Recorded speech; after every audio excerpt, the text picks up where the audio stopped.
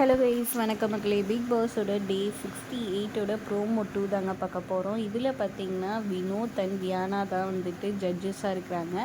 இதில் வந்துட்டு Kamrudeen and பாருவோட case தாங்க வந்திருக்கு. அந்த மைக்கை மறைச்சிட்டு பேசினதுனால தண்டனை எல்லாருக்கும் முட்டையும் பாலும் வந்துட்டு எடுத்துட்டாங்க இல்லையா, அந்த கேஸ் தான் வந்துட்டு போயிட்டுருக்கு. பாரு வந்துட்டு வேணும்னே அவங்கள ஜஸ்டிஃபை பண்ணுறதுக்காக பேசிட்டு இருக்காங்க. அவங்களுக்கு சப்போர்ட்டிவாக வந்துட்டு வக்கீலாக வந்துட்டு அமித் வந்துட்டு வராரு. ஆப்போசிட்டில் வந்துட்டு வந்து சொல்கிறாங்க. ஒரு பக்கம் யார் யாருன்னு பார்த்தீங்கன்னா திவ்யா வராங்க. என்கிட்டே அவங்க மயக்க மறைச்செல்லாம் பேசியிருக்காங்கன்னு அவங்க ஒரு பக்கம் சொல்கிறாங்க. சாண்ட்ரா வந்துட்டு அவங்களுக்கு வந்துட்டு அவங்க அந்த தண்டனை கொடுத்ததெல்லாம் செஞ்சுருந்தாங்கன்னா நம்மளுக்கு மேபி எல்லாமே பொருளும் திரும்பி கிடச்சிருக்கும். அவங்க செய்யாமல் போனதுனால ஒன்றும் வேலிடே இல்லாமல் போயிடுச்சு அப்படின்னு சொல்கிறாங்க.